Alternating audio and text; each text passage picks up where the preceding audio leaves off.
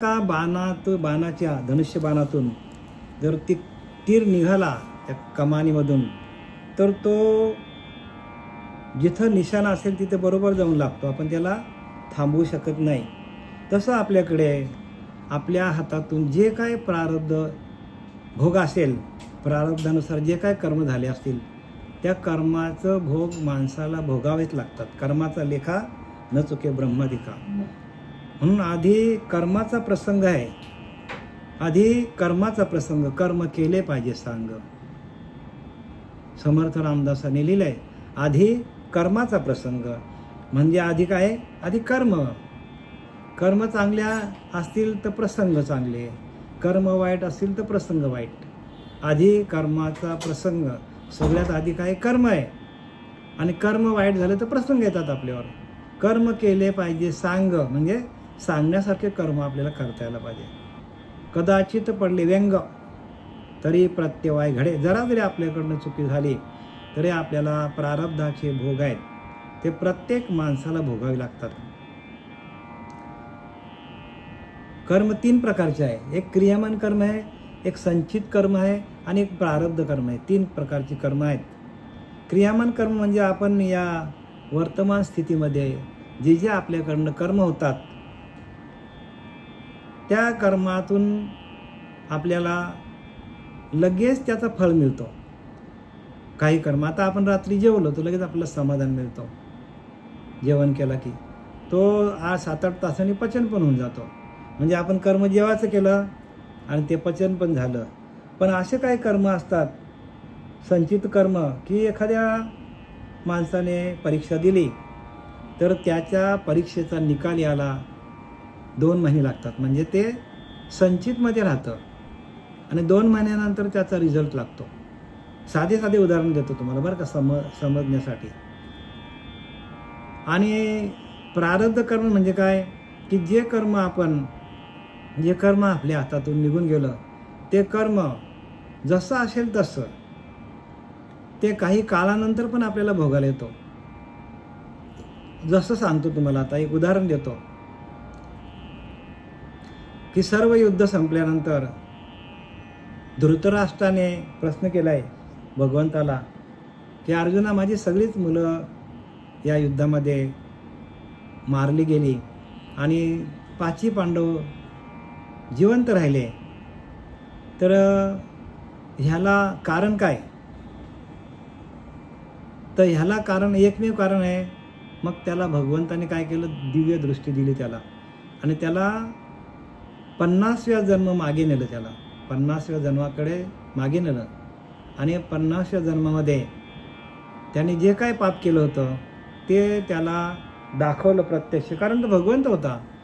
त्याने ज्ञानदृष्टी दिली त्याने आणि त्याने दाखवलं की 50व्या जन्मामध्ये तो शिकारी होता आणि शिकार करण्यासाठी तो जंगलात गेलेला आहे आणि त्याला एक शिकार मिळाली आणि शिकारीला बाण मारला पण ती शिकार चुकली आणि ती त्या ह्याच्यामध्ये गेली, अशा गडद झाडझुडपामध्ये गेली. तर त्याला ती शिकार काय मिळालीच नाही. मग त्यांनी काय केलं? त्या झाडांना आग लावली. त्यांनी आग लावल्यानंतर त्या झाडावरती जे काय जीव होते, पशुपक्षी होते, त्या सगळ्यांचे कोणाचे डोळे हुरपळले, कोणी जळून गेले, कोणी मेले तिथे. आणि मग त्या 100 जीव त्याने एका क्षणामध्ये मारलं आणि म्हणून त्याला या 50व्या जन्मामध्ये त्याला त्याचे भोग भोगायला आले. प्रश्न केला त्यांनी परत, मग एवढा वेळ का लावला? एवढा वेळ लावायची गरज का होती? लगेच मला काहीतरी द्यायचं ना. तर ते भगवंत म्हणतो की बघ धृतराष्ट्रा, काय सांगतो ते व्यवस्थित ऐक की तू एकाच वेळेला 100 जीवांची हत्या केली आणि त्याचं भोग तुला देऊन तुला समज घालण्यासाठी तुला मला राजा बनवायला लागला. राजा बनता बनता ती 100 मुलं तयार करावी लागली.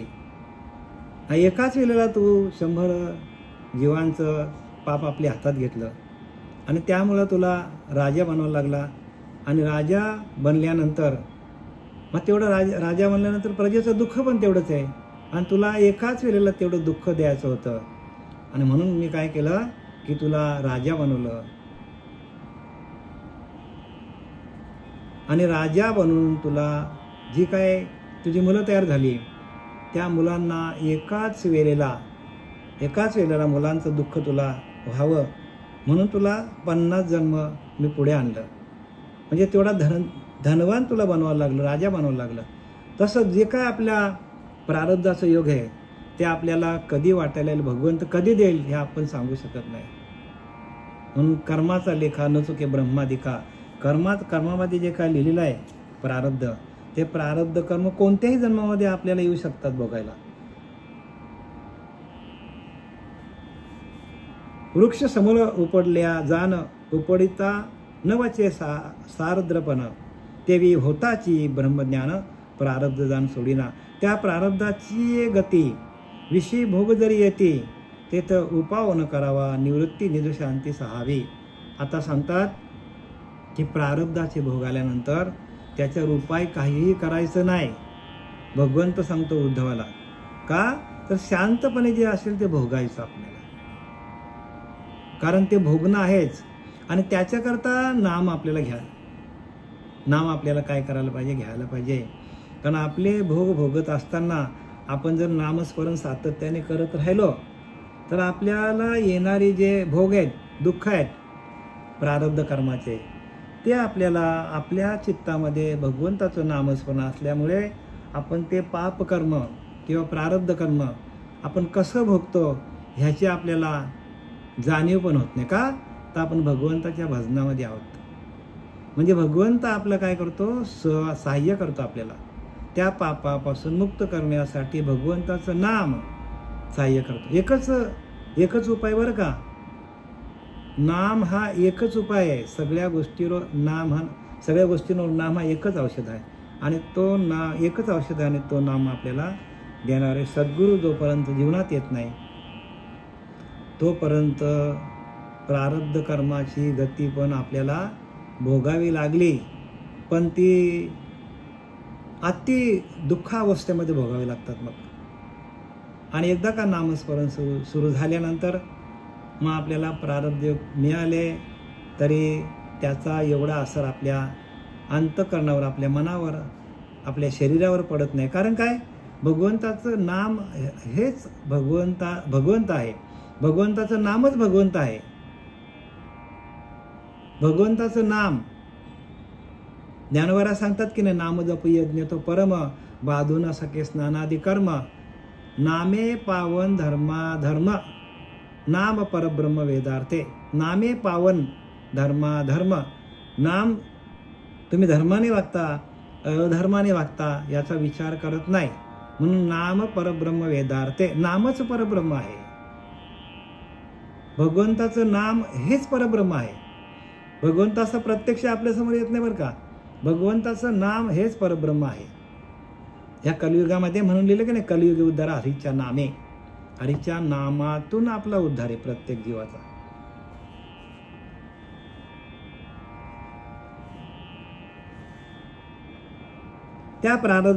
त्या प्रारब्धाची या गती विषय भोग जरी येते तेथ उपाय न करावा, निवृत्ती निजशांती सहावे. शांत राहावे सांगितलंय. विषय भोग आली आहे जाण, निजशांती धरुणी संपूर्ण, सुखे वर्तती साधुजन विवेक संपन्न क्षमावंत. जे क्षमाशील विवेक संपन्न असतात ते अशा वेळी शांत व सहनशील राहतात बघा. म्हणून आपण क्षमाशील असलं पाहिजे, शांत स्वभावाचं असलं पाहिजे. म्हणून दया क्षमा शांती तेथे देवाची वस्ती. म्हणजे जिथं दया आहे, जिथं क्षमा आहे, तिथं शांती आहे, तिथं देवाची वस्तू. आपण दया, आपल्या प्रत्येकाकडे दया असली पाहिजे. म्हणजे दया हा माणसाचा धर्म आहे.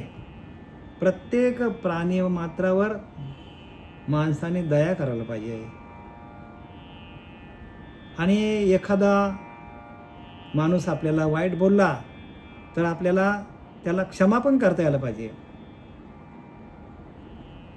आणि शांती हेच आपलं आद्य, हेच आपलं काय आहे, शांती हेच आपलं परमात्मा आहे. शांती हाच परमात्मा आपला. मग एकदा का आपल्या अंतःकरणामध्ये शांती आली का ती शांती भंग होऊ नये म्हणून आपण काय करतो, लोकांवर दया करतो. शांती तशीच राहावी, शांती प्रस्थापित राहावी म्हणून आपण लोकांवर दया करतो. आणि शांती आपली भंगू नये म्हणून कोणी आपल्यावर ओरडला, संतांवर कोणी ओरडला तरी संत कधी चिडले नाहीत. का तर शांती हेच परब्रह्म आहे. आणि त्या शांतीला ज्याने अंतःकरणामध्ये धारण केली म्हणून शांती ब्रह्म एकनाथ. काय नाव पडलं नाथबाबांना? शांती ब्रह्म एकनाथ. त्यांच्या अंगावर यौवन 100 वेळा पान खाऊन थुंकला पण ते जराही ओरडले नाही. आणि त्यांनी 100च्या 100 अंघोळी केल्या. शेवटीला त्याच्या मुखातील थुंकी संपली आणि मग त्याने येऊन पाया पडलेला आहे ते यौवन. का तर शांती ब्रह्म, शांत होता तो. काही झालं तरी शांती ढवळून द्यायची नाही, कारण शांती हेच परब्रह्म आहे. शांती परते नाही धर्म, शांती हेच परब्रह्म, शांतीच परब्रह्म आहे. पण आपल्याला ती दाखवणारा सद्गुरू आपल्या जीवनात यायला पाहिजे. आपल्याकडे शांती कशी येईल? आलेली शांती आपली भंग होणार नाही यासाठी आपण काय करायला पाहिजे? सातत्याने साधना करायला पाहिजे, ध्यान करायला पाहिजे, आत्मभावात राहायला पाहिजे, आत्मानंदात राहायला पाहिजे. बऱ्याचशा उपाय आहेत, बऱ्याचशा गोष्टी आहेत. विषयी भोग आली आहे जाण, निज शांती धरुणी संपूर्ण, सुख वर्तती साधू जन, विवेक संपन्न क्षमावंत. ते विवेक संपन्न आहेत, क्षमावंत आहेत. म्हणून कुठलाही विषय पिंडामध्ये आला तरी त्या विषयाला ते धुमकुनी बघत नाही. का? त्यांच्या अंतःकरणाची शांती ढळू नये म्हणून ते प्रयत्नशील असतात. आणि प्रत्येक साधकाने हेच करा. आपल्या अंतःकरणातली आलेली शांती आपल्या हातानेच आपण घालवतो. कोणावर ओरडणं, कोणाची निंदा करणं, नको ते भक्षण करणं. प्रत्येक माणूस काय करतो की नको ते भक्षण करतो, नको तिथे काही बडबड करतो आणि मग काय करतो, आपल्या हातानेच आपण ते काय करतो, ओढून घेतो. काही गोष्टी आपल्या अंगावर माणूस स्वतःच ओढून घेतो. तर ह्या गोष्टीपासून सावध व्हायला पाहिजे आपण. ते आपली शांती ढळू नये म्हणून आपण काय करायला पाहिजे? प्रत्येकाशी नम्र भाव, प्रत्येकावर दया, प्रत्येकाला क्षमा दाखवायला पाहिजे. काही झालं तरी क्षमा करत जायचं, क्षमा करत जायचं, क्षमाशील असलं पाहिजे आपण. हाता आली या निज शांती, संसार बापडा तो किती, तेच शांतीची स्थिती स्वय श्रीपती सांगत. भगवंत सांगतो उद्धवाला, हाता आली या निज शांती. निज शांती म्हणजे स्वतःची, निज म्हणजे स्वतःची, निज वस्तू म्हणजे स्वतःचा अंतरीचा अंतरात्मा. निज शांती म्हणजे स्वतःकडे आलेली शांती. साधना करता करता, ध्यान करता करता आपल्या अंतःकरणामध्ये आपल्याला जी शांती आलेली असते, आपल्या अंतःकरणातला मळ गेलेला असतो आणि मळ गेल्यामुळे आपण निर्मल होतो. आणि निर्मल झाल्यानंतर आपल्याकडं आपल्या अंतःकरणामध्ये शांती प्रस्थापित होते. आणि ती शांती हाताळली या निज शांती. संसार बापडा तो किती, संसार किती छोटा आहे, शांती सगळ्यात उच्च लेवलला आहे. संसार काही काळापुरता आहे पण शांती अनादिकाळीची आहे. पण त्या काळाच्या शांतीला आपणच विसरलोय, आपलं तिकडे लक्षच नाही. म्हणून प्रत्येक साधकाने आपल्याकडून शांती भंग होणार नाही ह्याची काळजी घ्यायला पाहिजे. म्हणून प्रवासात पण कोणी काहीही बोललं आपल्याला तरी आपण शांत चित्ताने आपला मार्ग आपण क्रमित करायचा, पुढे जायचं. कोणी ओरडला, कोणी रागवला, संतांनी हेच केलं तर खरं, हीच शिकवण खरी आहे ना. आणि ह्यातूनच साधूची परीक्षा असते. साधूची परीक्षा कुठे होते की साधूची शांती ढळत नाही. सुखी संतोषानं यावे, दुःखी विषादानं भजावे आणि लाभालाभ न धरावे मनामध्ये. ज्ञानवऱ्या सांगतात सुखी संतोषानं यावे. सुख झालं तरी पण माणसाला संतोष वाटला नाही पाहिजे. आणि कितीही दुःख आला, दुःखी विषादानं भजावे, तरी दुःख जरी आला तरी आपण शांतीपासून ढळलो नाही पाहिजे. आणि लाभालाभ न धरावे मनामध्ये, आणि आपण कुठल्याच गोष्टीचा लाभ आपण मनामध्ये न धरताना धरला नाही तर आपल्याकडली शांती कधीच ढळत नाही.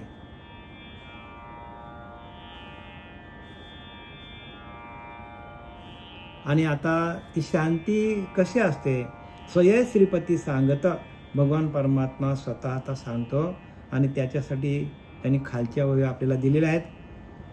जे निजशांतीचे कल्याण, जेणे जीव पावे समाधान, त्या अति गोड निरूपण या श्लोकी सांगत. जे निजशांतीचे कल्याण, बघा निज शांती आली तरच आपलं कल्याण होणार आहे. कल्याण म्हणजे कल्याण शहर नाही बरं, कल्याण म्हणजे आत्मकल्याण. आपल्या अंतरीच्या अंतरात्म्याकडं शांती आली, निज शांती म्हणजे स्वतःची शांती आली तर निज आत्मकल्याण होतो. निज शांतीने आत्मकल्याण होतो, आणि आत्मकल्याण करून घेणं ही अवस्था भक्ती मार्गामध्ये सगळ्यात उच्च लेवलची अवस्था आहे. सगळ्यात उच्च लेवलची अवस्था काय आहे तर आपली शांती ढळून देणं. आपल्याकडं शांती प्रस्थापित करून त्या शांतीला कोणत्याही परिस्थितीत भंग न होऊ देता. आणि म्हणून तर त्या संतांकडे एवढी शांती राहिली, आणि मग त्यांनी काय केलं, अभंग लिहिलं, की ज्या अभंगाचा कधीही भंग होत नाही. आणि तेच अभंग जर आपण व्यवस्थितपणे वाचून जर त्या अभंगाचं आपण विवरण केलं, त्या अभंगांचं आपण स्पष्टपणे जर वाचन करून त्याच्यावर आपण मनन केलं, तर आपल्याकडं संतांकडे असलेली शांती आपल्याकडे येते. संतांकडे शांती होती. शांती हाच परमात्मा संतांकडे होता, म्हणून ते कोणावर रागवले नाही, कोणावर ओरडले नाही, काट्यांनी मारलं कोणाला, कोणाच्या अंगावर गरम पाणी टाकलं, कोणाच्या जेवणामध्ये माती टाकली, तरी पण त्यांची शांती गेलेली नाही. का? कारण शांती हाच परमात्मा आहे असं ते समजून राहिलं. आणि आपल्याला पण तसंच समजून राहिलं की शांती आपली जराही विचलित होता कामा नये. आणि एखादा विषय पिंडामध्ये आला की आपली शांती निघून जातो. काम आला तरी शांती निघून जातो, क्रोध आला तरी शांती निघून जातो, लोभ आला तरी पण शांती निघून जातो. जेवढा वेळ आपल्याकडे लोभ असेल तेवढं आपली शांती निघून जाते. जेवढा वेळ आपल्याकडे वासना असतील तेवढे आपली शांती काय खाली येते, शांती राहतच नाही आपल्याकडे.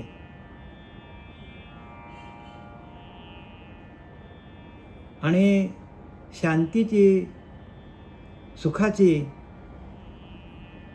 व्याख्या करताना ज्ञानोबा सांगतात की मी मागे बोललो होतो तुम्हाला, किंबहुना सोय जीव आत्मया लाह्य तेथ जे होयता या नाव सुख.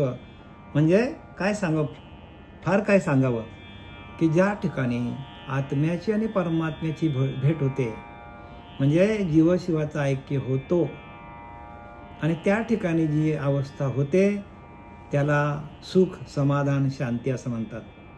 आणि म्हणून संतांनी हे सगळं लिहून ठेवलं आहे, पण आपल्या डोक्यात बसत नाही. याला कारण काय तर तसा सद्गुरू आपल्या जीवनामध्ये येत नाही सांगणारा. आपण बसलो सगळ्या पूजा अर्चा करू नाही का, करा, आम्ही पण तेच केलेलं आहे.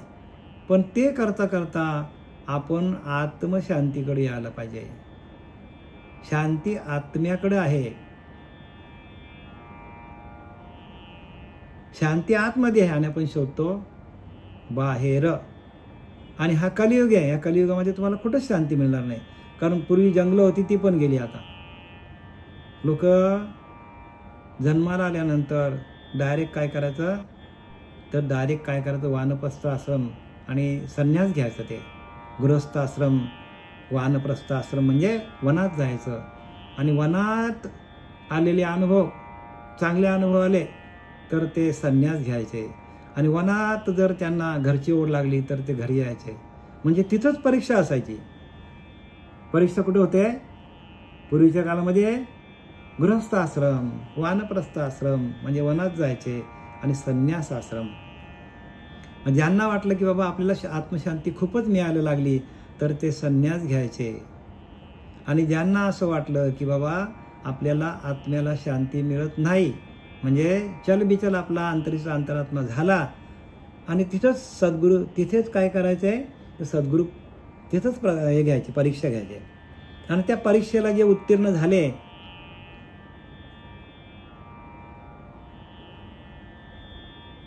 त्या परीक्षेला जे उत्तीर्ण झाले वनात गेल्यानंतर, मग तिथेच शिष्याची परीक्षा व्हायची. आणि शिष्य जर चंचल असेल तर मग त्याला घरी पाठवायचे. मग शांती कुठे आहे? जंगलामध्ये. पण आता जंगल राहिली नाही.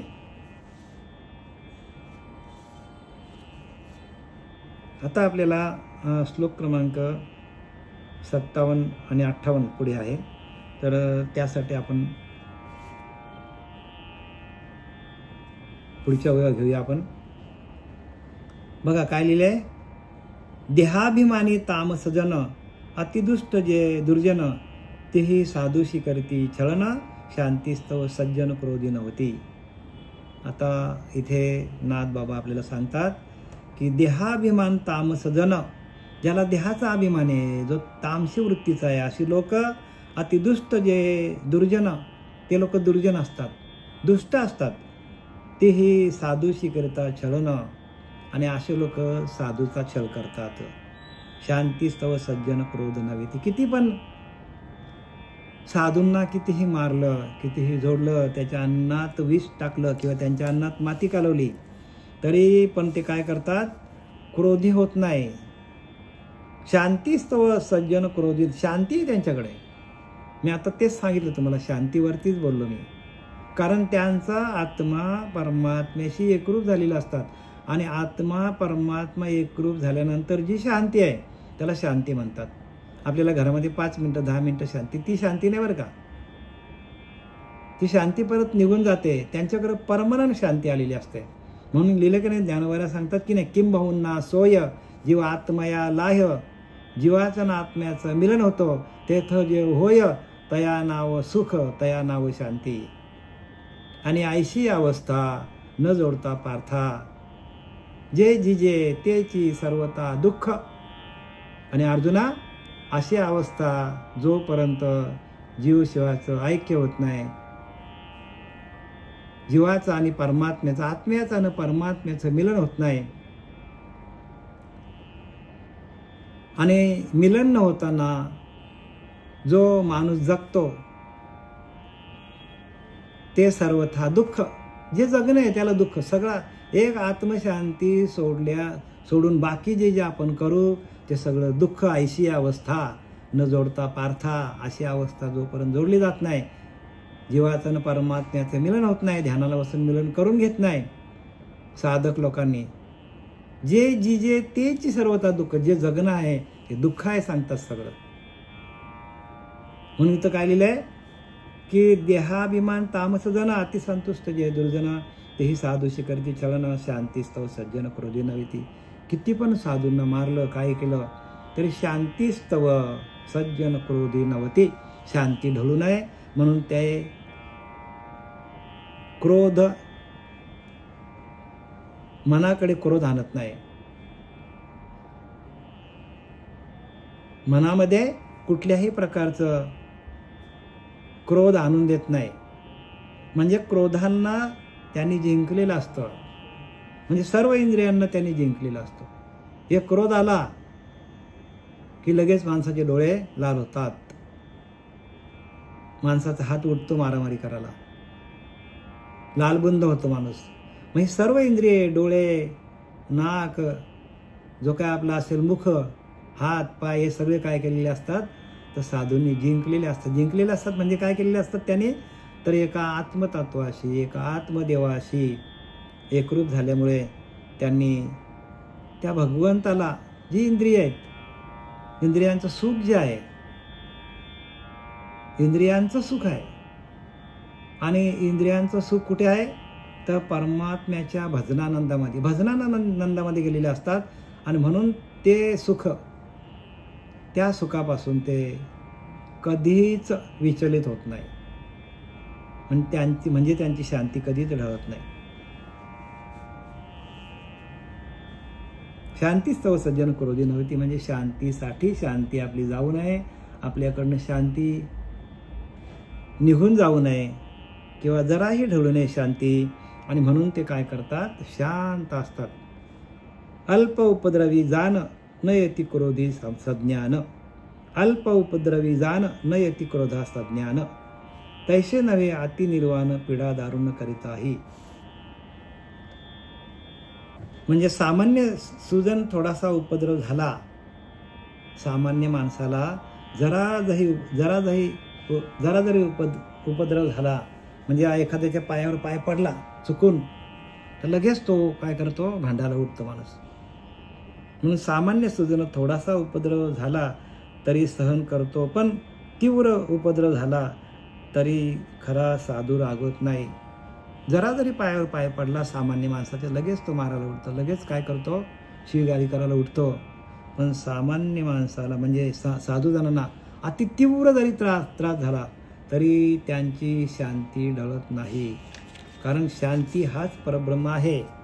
आणि आपण आता जे काय एकनाथी भागवत वाचतो ते प्रत्यक्ष शांती ब्रह्म आहेत नाथबाबा.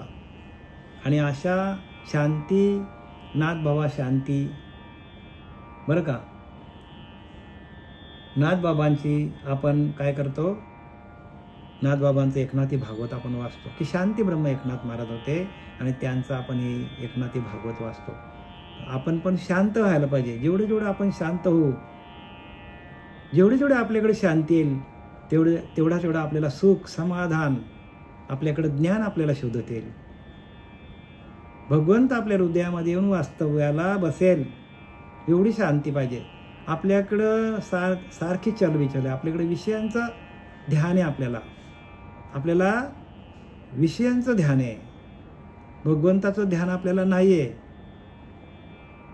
जो करी विषयांचं ध्यान तो होई विषयी निमग्न, जो करी सदा माझे चिंतन तो चैतन्य घन मीच होय, नाथबाबा सांगतात.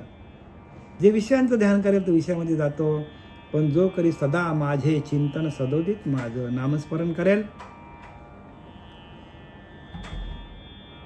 जो करी सदा माझे चिंतन तो चैतन्य घन मीच होय. म्हणजे चैतन्य घन म्हणजे हाच परमात्मा आहे.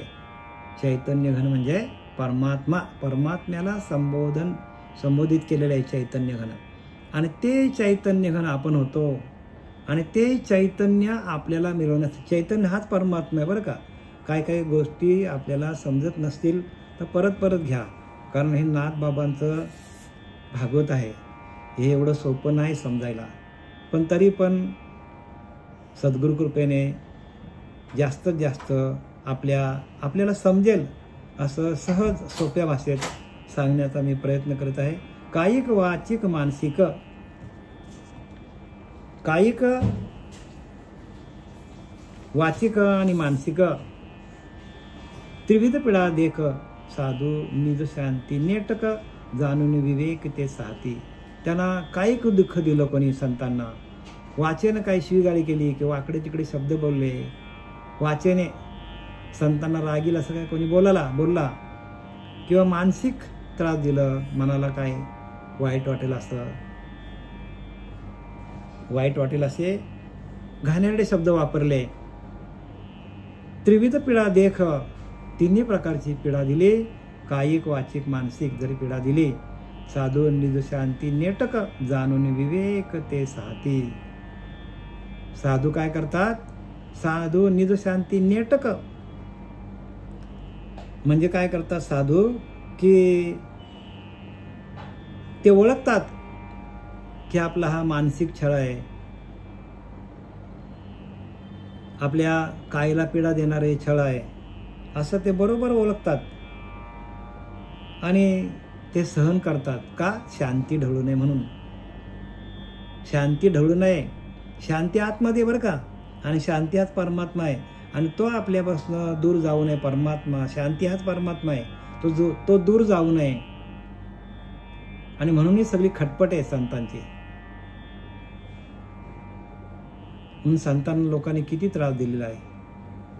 आपण संतांच्या लीला, संतांच्या कथा आपण वाचत असाल तर तुमच्या लक्षात येईल की संतांना किती त्रास झालेला आहे.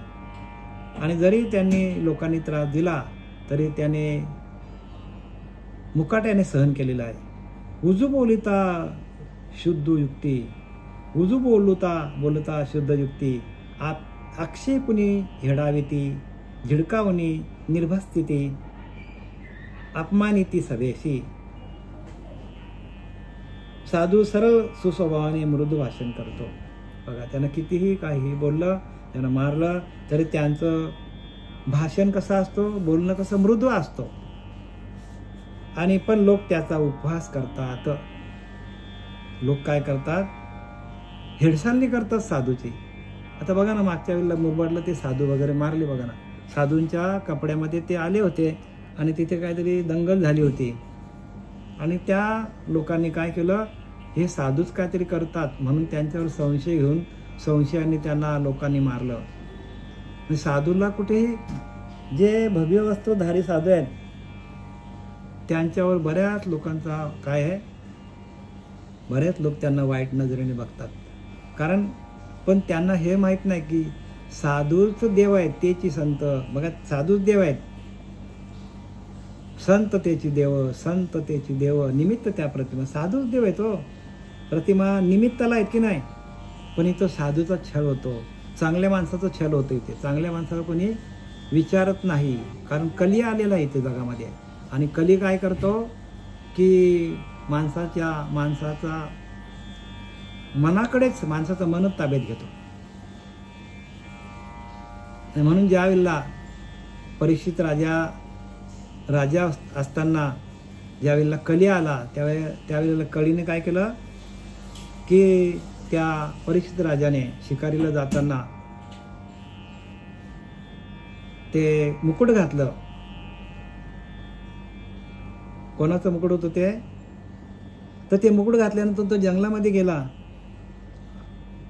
आणि जरासंघ, मला वाटतं जरासंघाचं मुकुट होतं ते. जरासा संघ झाला त्याचा, त्या मुकुटाचा. आणि त्या परीक्षित राजाला काय करावं लागलं, एवढा 1 नंबरचा परीक्षित राजा होता. कारण त्याच्यानंतरची जी प्रजा आली, कधी ज्यावेळेला द्वापारयुग संपला आणि कलियुगाला सगळे कौरव सगळे मेले, दुष्ट लोक जेवढे यादव होते त्या यादवांचा विल्हेवाट लावून टाकला श्रीकृष्णाने. आणि त्याच्यानंतरचं जे युग होतं त्या युगामध्ये परीक्षित राजा होता. आणि परीक्षित राजा एवढा उत्तम प्रकारचा राजा होता, त्याच्या राज्यामध्ये काही एकदम शांतता होती. पण असा शांत असलेला परीक्षित राजा त्यांनी जरासंघाचं काय केलं, मुकुट घातलं. त्यांच्या घरामध्ये जे काय जरासंघाचं मुकुट आणलं होतं त्यांच्या पूर्वजांनी, आणि ते घातल्या त्याच्या डोक्यावर लगेच परिणाम झाला. आणि शेवटीला परीक्षित राजाला काय शाप मिळाला की 7 दिवसामध्ये वासुकी साप येऊन चावेल. सांगायचं काय मला, की साधूंची लोक विटंबना करतात, पण साधू दिसती निराले, ते स्वरूपी मिळाले, अवघे मिळून एकच झाले, देहातीत वस्तू, देहाच्या पलीकडची वस्तू साधू आहेत. साधू काय देहावर नसतात, ते दिसायला आपल्यासारखे असतात, पण त्यांची वृत्ती, ते वृत्तीपासून निवृत्त झालेले असतात. म्हणजे त्या स्वरूपाशी एकरूप झालेले असतात आणि स्वरूप साक्षात्कार त्यांना झालेला असतो. आणि म्हणून ते काय करतात, कोणावर चिडत नाही, रागवत नाही, अशी अवस्था असते साधूंच्या मनाची. धिक्कार करतात, शब्दछल करून भर सभेत अपमान करतात. बघा, ते लोक असतात ना सर्वसामान्य, त्या साधूंचा भर सभेत अपमान करतात. तरी पण साधूची शांती, साधूच्या अंतःकरणामध्ये असलेली शांती ढळत नसते. कारण ते साधू आहेत, ते देहावर नसतातच, त्या आत्मतत्वाशी एकरूप झालेले असतात. उजू बोलता शुद्ध युक्ती, आक्षेपुनी हेडविती, झिडकावणी निर्भस्थिती, अपमानिती सभेशी. बघा, अपमान करतात सभेमध्ये. शब्दाने करुणी छळ, म्हणती दुष्ट दुर्जन दुःशीळ, अपवित्र मंगळ नष्ट चांडाल हा एक. शब्दाने करुणी छळ, अनेक प्रकारचे वाईट वाईट शब्द, जे दुष्ट लोक असतात ते वाईट शब्दाने साधूचा अपमान करतात आणि त्यांचा छल करतात शब्दाने. म्हणती दुष्ट दुर्जन दुःशील, म्हणती साधू कसा आहे? दुष्ट आहे, दुर्जन आहे, दुःशील असं म्हणतात. अपवित्र अमंगल आणि साधूला अपवित्र समजतात. अमंगल आणि साधूला अमंगल, नष्ट, चांडाळ हा एक म्हणजे नष्ट आणि चांडाळ समजतात त्याला. म्हणजे बघा किती वाईट वाईट शब्द वापरल्यात नाथबाबाने.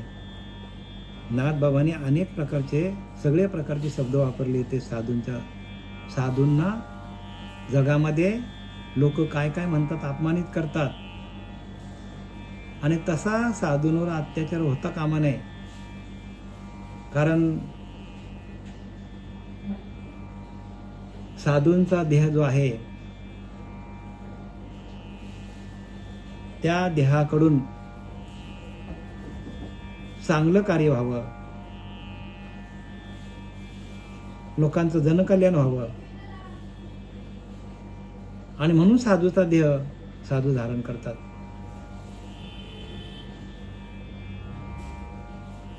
जनाच्या कल्याणासाठी संतांच्या विभूती आहेत त्या.